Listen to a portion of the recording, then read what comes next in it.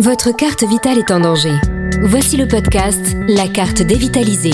Un mouvement citoyen et apolitique dont la devise est « Ensemble, rénovons notre système de santé ». Un rendez-vous de et avec Jean-François Damour. Un partenariat avec l'ANCMP, l'Association nationale des collaborateurs de ministres et de parlementaires et familles de France. Une production JSB Conseil. Bonjour à tous et bonjour à toutes. www.cartedévitalisée.fr, c'est l'adresse que vous donnez à votre famille et à vos amis pour écouter ce podcast dont l'objectif est de sauver notre système de santé. Toutes les questions que vous nous posez trouvent une réponse grâce au docteur Jean-François Damour que je salue. Bonjour Jean-François. Bonjour Sébastien. Ça va aujourd'hui ? Écoutez, ça va très bien Sébastien. C'est la rentrée, c'est la rentrée. Deuxième podcast de la rentrée. Oui. Jean-François, on a tous une carte vitale. Mais il y a une question assez basique comme ça qu'on peut se poser. Alors quand j'ai une carte d'un grand magasin, je sais que c'est une carte de fidélité, que je vais avoir des points, je sais comment ça fonctionne. Mais on se pose pas vraiment la question sur la carte vitale. À quoi sert-elle concrètement cette carte ? Alors donc cette carte, Sébastien, elle sert à plusieurs choses. La première, c'est quand vous allez consulter un médecin, donc c'est la preuve du fait que vous soyez donc affilié à la sécurité sociale. Que vous êtes dans le club, quoi. Exactement. Le club de la santé. Surtout, exactement. Et donc ça évite les feuilles de soins papier que vous remettez autrefois le médecin. Donc ça a le mérite de soulager un petit peu les lourdeurs administratives habituelles.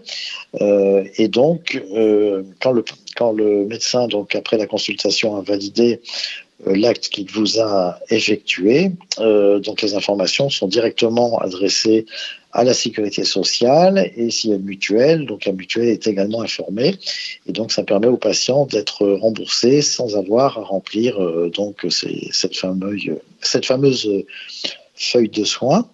Ça permet également aux patients qui ont le droit à l'ALD, c'est-à-dire les patients qu'on dit habituellement à 100%, donc ça peut permettre donc aux patients de ne pas voir avancer donc les frais, ce qui veut dire qu'ils ne règlent pas lorsqu'ils bénéficient d'une consultation ou d'un examen.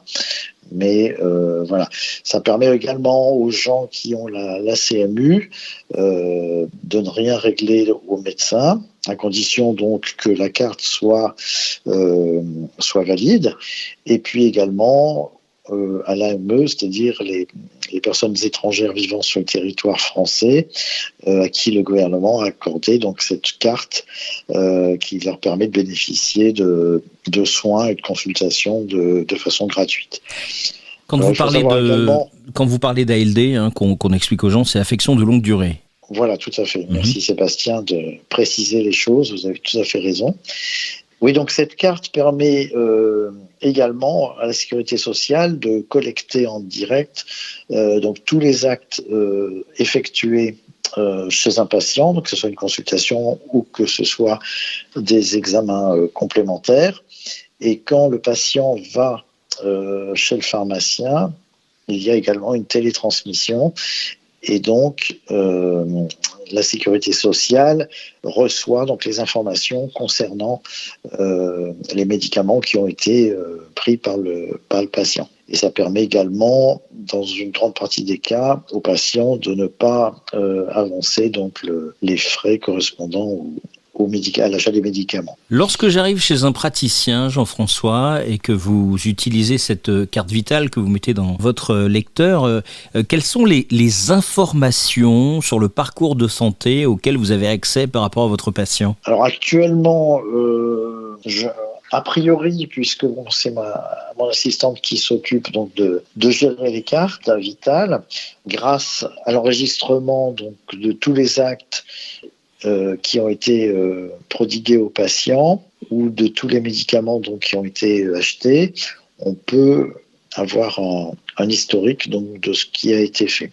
Uniquement chez vous, où vous pouvez savoir si votre patient a un autre spécialiste, par exemple Sinon, donc, les professionnels de santé ont accès donc, à une base de données sur laquelle ils ont un certain nombre d'informations sur justement les médecins qui ont déjà été consultés, les médicaments. Alors, je ne sais pas si c'est directement par la carte vitale ou je pense qu'on peut le faire donc avec Amédipro. Et donc là, dans ce cas-là, a priori, je ne pense pas qu'on ait besoin de la carte vitale. Mais ça, il faudrait regarder de façon plus précise.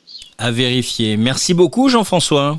Merci, Sébastien. À la semaine prochaine. Au plaisir, merci. Carte dévitalisée, le podcast. www.cartedevitalisée.fr. Vous vous connectez, vous partagez même cette adresse. Et puis si vous souhaitez nous écrire, nous poser des questions, vos remarques, vos commentaires, vos questions, avec un mail, c'est facile. contact@cartedevitalisée.fr. On vous donne rendez-vous la semaine prochaine, j'espère que vous serez là. Vous venez d'écouter le podcast de la carte dévitalisée, en partenariat avec l'NCMP, l'Association nationale des collaborateurs de ministres et de parlementaires, ainsi que Familles de France. Retrouvez-nous sur cartedevitalisée.fr, mais aussi sur tous les réseaux sociaux en tapant tout simplement Carte dévitalisée. Et n'oubliez pas notre devise, ensemble, rénovons notre système de santé.